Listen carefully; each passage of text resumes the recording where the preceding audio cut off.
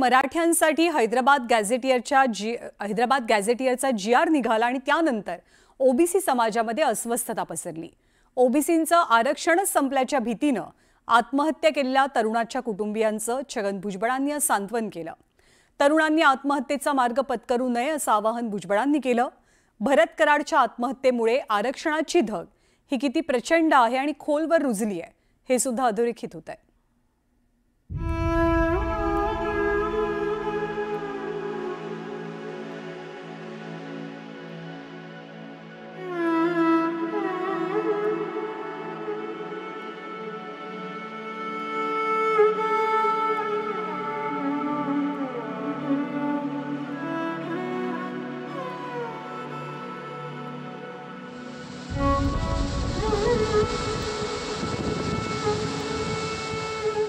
भरत कराड यांच्या आत्महत्येमुळे त्यांच्या कुटुंबावर मोठं संकट कोसळलंय।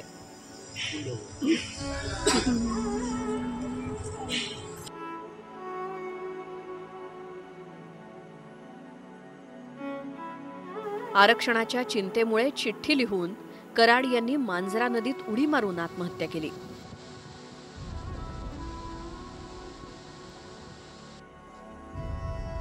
त्यामुळे संकटात सापडलेल्या कराड कुटुंबियांचं छगन भुजबळांनी सांत्वन केलं। मात्र भरत कराड यांच्या आत्महत्येमुळे दुःखाचा डोंगर कोसळलेलं कुटुंब आणि त्यांची छोटी मुलगी पाहून भुजबळांचेही डोळे पाणावले। कराड कुटुंबाचं सांत्वन करत असतानाच भुजबळांनी तरुणांना मोठं आवाहन केलं। आरक्षण मिळवण्यासाठी सुद्धा अनेकांच्या जीवात बलिदान झालं, आता वाचवण्यासाठी बलिदान करण्याची पाळी आलेली आहे। माझी विनंती या महाराष्ट्रातल्या सगळ्या ओबीसी त्याच्यामध्ये सगळे आले भरतीमुक्त बाबांनो, कोणी आत्महत्या वगैरे काय करण्याचा प्रयत्न करू नका। हैदराबाद गॅझेटियर लागू झाल्यानंतर भरत कराड चिंताग्रस्त झाले होते।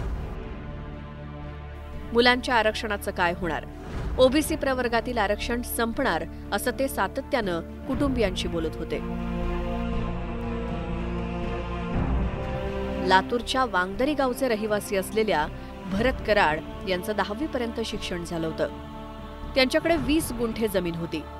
काही दिवस त्यांनी रिक्षा चालवून उपजीविका भागवली होती। पुण्यामध्ये 2 महिने ड्रायव्हर म्हणून काम केलं होतं। भरत कराड यांच्या पश्चात त्यांच्या कुटुंबात आई वडील, पत्नी, 3 मुली आणि 1 मुलगा आहे। कराड यांच्या आत्महत्येनं सर्वांनाच धक्का बसलाय। त्यामुळे कुणीही असं पाऊल उचलू नका असं वक्तव्य नेत्यांनी केलंय। माझे हात जोडून पहिल्यांदा विनंती की ज्यांच्यासाठी आरक्षणचा फायदा होणार आहे तेच जर अशा आत्महत्या करू लागले तर मग हे आरक्षण द्यायचं कोणाला? म्हणून कुणीही आताताईपणा करू नका। मी सर्वांना हात जोडून हीच विनंती करेन, आपल्या हक्कासाठी जरूर लढा, पण आत्महत्येसारखं पाऊल उचलू नका। आणि ही प्रार्थना मी सर्व समाजाच्या लोकांना करत आहे। मराठा आरक्षणाचा लढा लढणारे मनोज जरांगे पाटील यांनी आत्महत्येवरून एका गंभीर विषयाकडे लक्ष वेधलं। मी गोरगरिबांच्या लेकराला, मग तो मराठ्याचा असो किंवा ओबीसीचा असो, आपण आत्महत्या करू नका। कोणी काय असतं, एकदा आपलं क्षेत्र गेलं ना तर आपल्या लेकरा बाळांना मागं कोणी बघत नाही। ते आम्ही बघून येत, आम्ही ते भोगतो। हे नेत्यांचं काय असतं, हे कसं पण भडकी देत आणि काही घडून आणतात आणि त्याच्यावर राजकारण करतात। एकदा येतात, भेटून जातात, पाठवण्यात फिरतात, पुन्हा हे लोक दिसत नाहीत। आपलं कुटुंब उघड्यावरती पडतं। राजकीय नेते त्याचं लगेच राजकारण करायला सुरुवात करते। संविधानानं दिलेलं आरक्षण कुणी हिरावून घेऊ शकत नाही। आरक्षणावरून सुरू असलेलं राजकारण आणि होणाऱ्या चर्चा यामुळे चुकीचे संदेश पसरतायत। मात्र यामुळे तरुणांनी भावनिक होऊन चुकीचं पाऊल उचलू नये, कारण आयुष्य हे अनमोल आहे। Bureau report, news 18 Lokmat. तर एकीकडे राज्यामध्ये आरक्षणाच्या मुद्द्यावरनं रणकंदन माजलंय, तर दुसरीकडे नुकताच MPSCच्या मुख्य परीक्षेचा निकाल जाहीर झाला।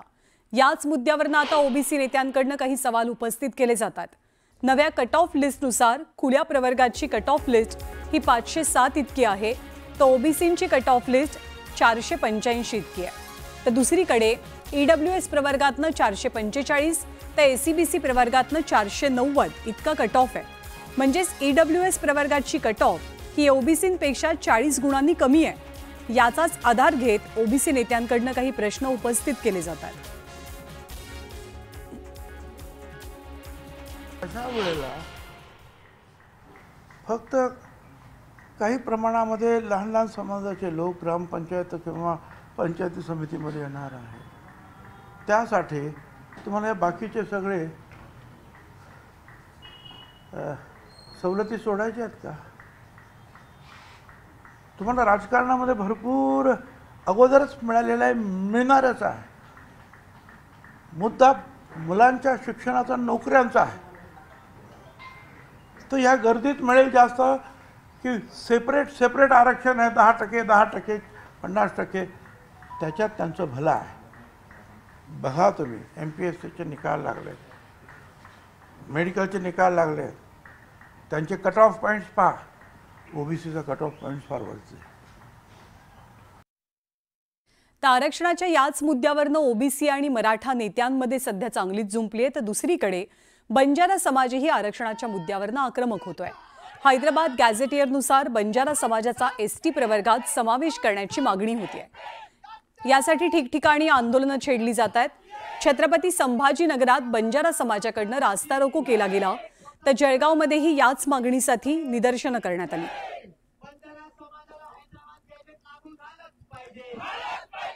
आरक्षण आमच्या हक्काचं